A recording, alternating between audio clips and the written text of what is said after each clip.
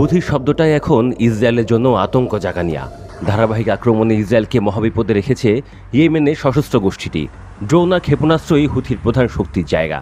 এবার সেই মুকুটে নতুন পালক যোগ করেছে হুথি, আর তাতেই ইসরায়েলের চক্ষু চড়ক গাছ।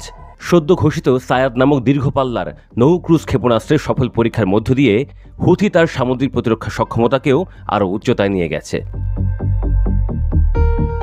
হুথির দেওয়া এক বিবৃতিতে জানানো হয়, সায়াদ ক্ষেপণাস্ত্র এখন থেকে সক্রিয়ভাবে কার্যক্রম শুরু করেছে। এই ক্ষেপণাস্ত্রের পাল্লা 800 কিলোমিটার পর্যন্ত দূরের লক্ষ্যবস্তুতে নিখুঁতভাবে আক্রমণ করতে পারে। ফলে লোহিত সাগর ও আরব সাগর এবং ভারত মহাসাগর পর্যন্ত বিস্তৃত অঞ্চলে হামলা চালানো হুথির জন্য এখন 1-2 ব্যাপার। বোতাম টিপলে পুরে ছাই হবে ইসরায়েলি বাণিজ্য জাহাজ, মার্কিন রণতরী কপালেও শনির দশা। সামরিক সূত্রে জানা যায়, সায়াদ ক্ষেপণাস্ত্র অত্যাধুনিক রাডার ফাঁকি দেওয়ার প্রযুক্তিতে তৈরি। এটি চলমান লক্ষ্যবস্তুতে নিখুঁতভাবে আঘাত হানতে পারে। স্বল্প উচ্চতায় সমুদ্রের উপর দিয়ে উড়ে যাওয়ায় এটিকে শনাক্ত করা অত্যন্ত কঠিন। ফলে শত্রুপক্ষের প্রতিরক্ষা ব্যবস্থার জন্য এটি বড় চ্যালেঞ্জ হয়ে দাঁড়াবে।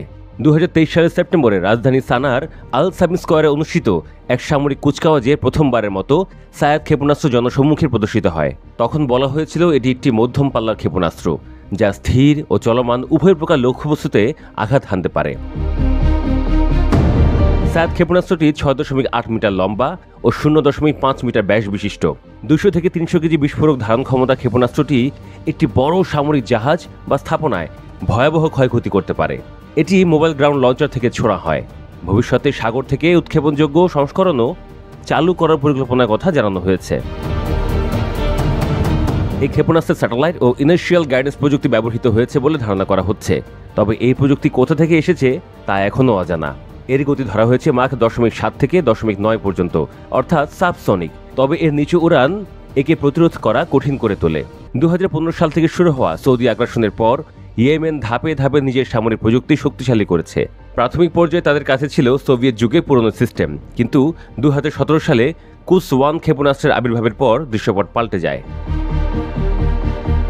সায়াদ তার পূর্বসূরি কুস-1, সাম্মাদ সিরিজ এবং অন্যান্য সাধারণ অ্যান্টিশিপ ক্ষেপণাস্ত্রের তুলনায় অনেক বেশি পাল্লাধারী, নিখুঁত এবং বিধ্বংসী।